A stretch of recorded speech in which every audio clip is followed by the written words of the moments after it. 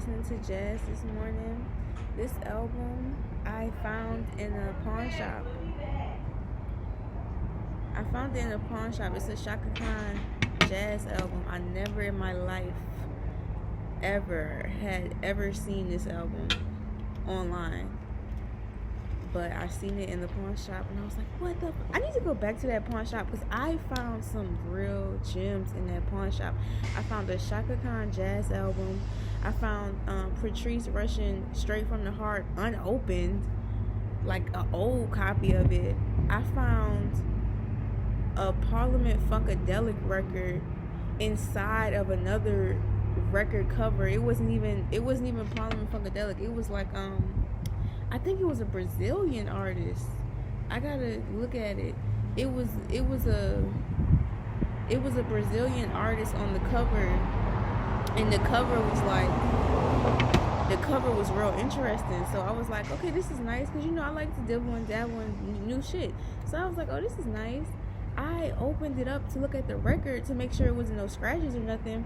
It was a Parliament Funkadelic record, and it was like $5.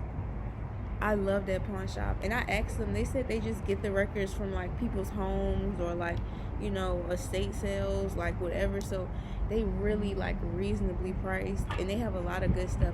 I got some other Shaka Khan records from there too. I got the one with Tell Me Something Good on it. I got that record from there. I got a lot of good stuff from that pawn shop. It's a great pawn shop. It's on Magazine.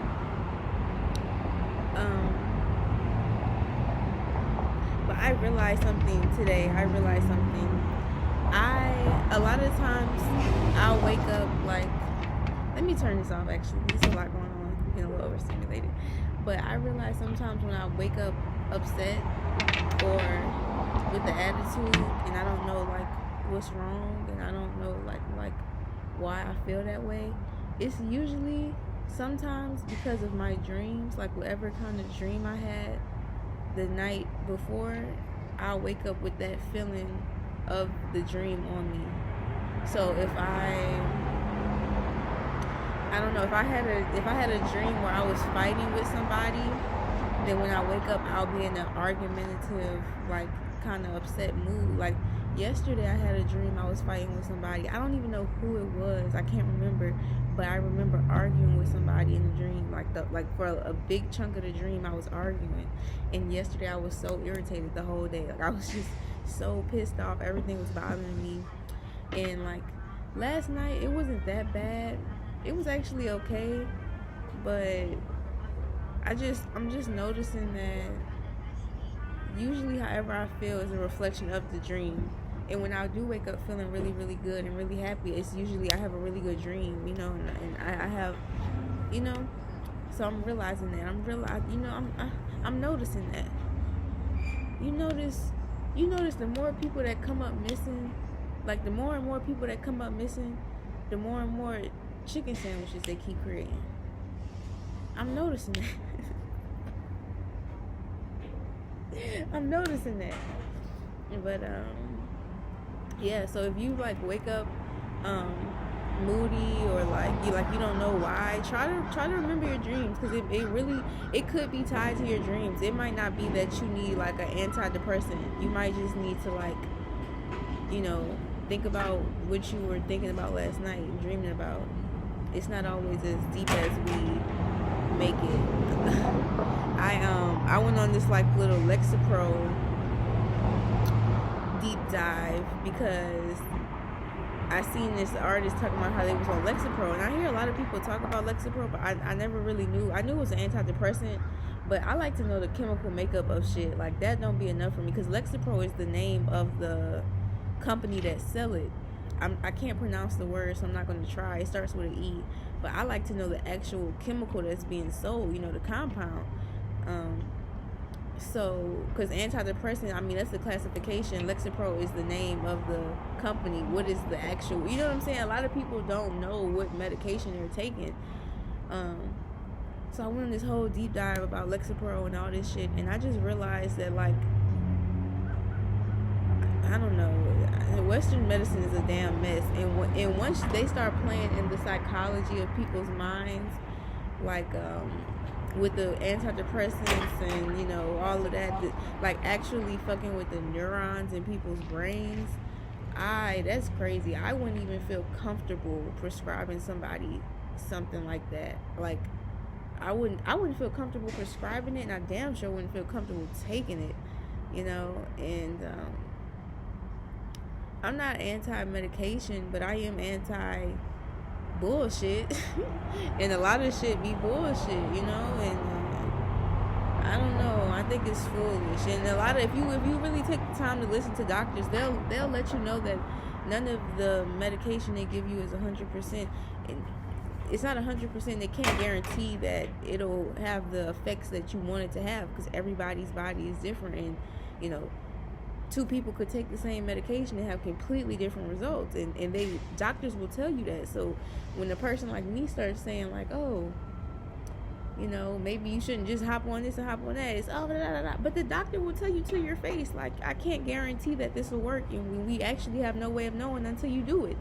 You're the test dummy, you're the guinea pig, But I started talking about that because sometimes you don't need lexapro. Sometimes you need to shut the fuck up and remember your dreams. Like, literally. Sometimes you need to quiet your mind by yourself without a substance, without an antidepressant, and think about the things that's really fucking hurting you, Because a lot of times I feel like we get so depressed because we ignore all of the problems on our heart. And just because you don't deal with the problems in your heart don't mean that there won't be side effects, And instead of dealing with the problems in your heart, you shove it deep down, and then you deal with all these side effects like depression and anxiety, and you don't know what the hell is wrong with you, but bitch, you got a lot on your heart. And instead of dealing with it, you go take antidepressants, which further suppress the feelings you have on your heart, and now you fucking with your neurons and your pathology. That's too much, when you could have just shut the fuck up and tried to remember what you was dreaming about last night and see if maybe that's why you are fucking depressed. Like, I mean, obviously that's not going to be the case for everybody, but I would take my chances with dream regulation than fucking prescription pills. I feel like a lot of people have lost their damn mind where they actually have, like, they believe that a pill will solve some deep emotional trauma. It's not going to happen. I don't care what they prescribe you. I don't give a fuck if they give you every antidepressant there is. That's not going to solve the deep pain and sorrow and emptiness inside of you. Like... And I'm not trying to be pessimistic, but that's the truth. Like, and that's why people go to therapy for years on end with no progress, take medication for years on end, still suicidal. They just don't have the strength to kill themselves. They just don't care enough to kill themselves. They still suicidal, And I hear people talk about being on antidepressants and how they just don't really feel anything, or they feel like they're not real, or they, yeah, because it's just suppressing feelings. It's trying to suppress the depressive feelings. But who said the depression was bad? Maybe you depressed for a reason, bitch. Maybe something happened to you that you need to deal with and accept and forgive yourself about. Maybe that's why you're depressed, not because you know what I'm saying? Like, maybe the depression is needed. Maybe you don't need to suppress your depression. Maybe you need to sit in it. Maybe you need to deal with it. Maybe you need to dwell in it. Maybe you need to accept it. Maybe you need to allow it, These are things that they're not going to tell you in the psychiatric office. They're going to give you a fucking pill, So, because I've thought about it. I've considered it, especially the people who really promote lexapro and different antidepressants and say it really changed their life. It makes you think like, damn, well, I'm waking up depressed every other day. Maybe I should try this. But like I said, when I really sit and think about my dreams and think about my feelings and think about my emotions, I can come to a conclusion why I feel that way. And once you can find out why you feel a certain way, then you can take the steps to correct it or feel better. But you can't try to feel better if you don't even know why you feel that way. Motherfuckers go to a therapist's office, say they're depressed, don't even know the root cause of the depression, don't even know the root cause of the trauma, and then give them a pill that further suppresses it. And then they become numb and say, I'm okay. No, you're crazy. You're crazy and you're doped up on medication.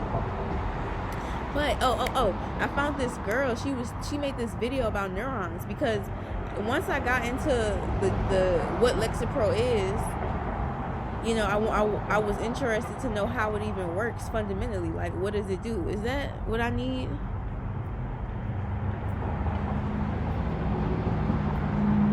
I don't think so. No, that's not what I need. So yeah, fundamentally, I wanted to know how it works. So I found a video of this girl explaining this. She did a great job, but she was talking about how antidepressants basically deal with the neurotransmitters in the synapse in between your neurons, and basically like either makes it connect or like shuts it up, something like that. But that's a crazy thing to be playing with. Like, you know what I'm saying? Like someone playing with your neurons and the synapses and neuron transmitters.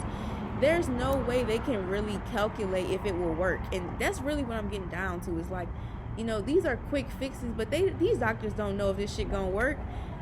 If you have time, look up what a neuron and a synapse and neuron transmitters are, and look at how fucking tiny they are.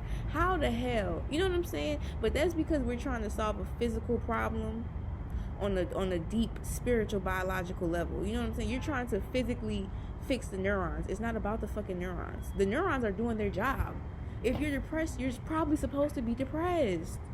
I can't even begin to name how many times I've been in very sad, depressive moments in my life, and I absolutely should have been depressed. If I wouldn't have been depressed, I wouldn't have changed my life.